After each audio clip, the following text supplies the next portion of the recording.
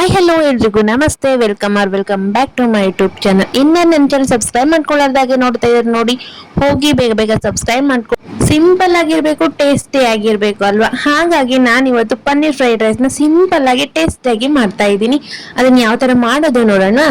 Stove on ಮಾಡಿ ಒಂದು ಪಾತ್ರೆನ ಇಟ್ಕೊಂಡು ಅದಕ್ಕೆ ಸ್ವಲ್ಪ ಆಯಿಲ್ ನ ಹಾಕಿದೀನಿ. ಹಾಗೆ ಪನ್ನೀರ್ನ ಸೇರಿಸ್ಕೊಂಡಿದೀನಿ. ಹಾಗೆ ಅದ್ರ ಮೇಲೆ ಸ್ವಲ್ಪ ಪನ್ನೀರ್ಗೆ ಸ್ವಲ್ಪನೇ ಉಪ್ಪು, ಸ್ವಲ್ಪನೇ ಅರಿಶಿನ ಪುಡಿನ ಸೇರಿಸ್ಕೊಂಡು ಲೋ ಫ್ಲೇಮ್ ಅಲ್ಲೇ ಇಟ್ಕೊಂಡು ಅದನ್ನ ಫ್ರೈ ಮಾಡಿ ಎತ್ತಿಟ್ಕೊಂಡಿದೀನಿ. ಅದೇ ಪಾತ್ರೆಗೆ ನಾನು ಇವಾಗ 2 ಸ್ಪೂನ್ ಎಣ್ಣೆನ ಹಾಕೊಂಡು ಹೆಚ್ಚಿಟ್ಕೊಂಡಿರುವಂತ ಈರುಳ್ಳಿ, ಕ್ಯಾರೆಟ್, ಬೀನ್ಸು, ಹಾಗೆ ಸ್ವಲ್ಪ ಕರಿಬೇವು, ಹಾಗೆ ಜಜ್ಜಿ ಇಟ್ಕೊಂಡಿರುವಂತ ಮೆಣಸಿನಕಾಯಿ ಮತ್ತೆ ಶುಂಠಿ ಬೆಳ್ಳುಳ್ಳಿನ ನಾನು ಪೇಸ್ಟ್ ಮಾಡಿ ಇಟ್ಕೊಂಡಿದ್ದೆ. ಅದನ್ನ ಸಹ ಸೇರಿಸ್ಕೊಂಡು 1-2 ನಿಮಿಷ ಫ್ರೈ ಮಾಡ್ಕೊಂಡು ನಂತರ ನಾವು ಇದಕ್ಕೆ ಸ್ವಲ್ಪನೇ ಪೆಪ್ಪರ್ ಪೌಡರ್ನ ಸೇರಿಸ್ಕೊಳ್ಳೋಣ.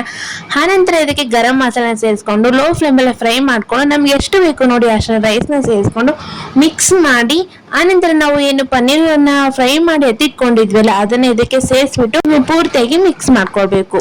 ಮೇಲೆ ಸ್ವಲ್ಪ ಕೊತ್ತಂಬರಿ ಸೊಪ್ಪನ್ನ ಸೇರಿಸ್ಬಿಟ್ಟು ರೆಡಿ ಆಯ್ತು ನೋಡಿ, ಸಿಂಪಲ್ ಟೇಸ್ಟಿ ಆಗಿರುವಂತ ಪನ್ನೀರ್ ಫ್ರೈಡ್ ರೈಸ್. ನೀವೇನಾದ್ರೂ ಒಂದ್ಸಲ ಟ್ರೈ ಮಾಡೇ ಇಲ್ಲ ನಾವು ಅನ್ನೋರಿದ್ರೆ ಡೆಫಿನೆಟ್ಲಿ ಈ ವಿಡಿಯೋ ನೋಡ್ಕೊಂಡು ಟ್ರೈ ಮಾಡಿ. ಟೇಸ್ಟ್ ಅಂತ ಸಖತ್ತಾಗಿ ಬಂದಿತ್ತು, ನನಗಂತೂ ತುಂಬಾನೇ ಇಷ್ಟ ಆಗೋಯ್ತು.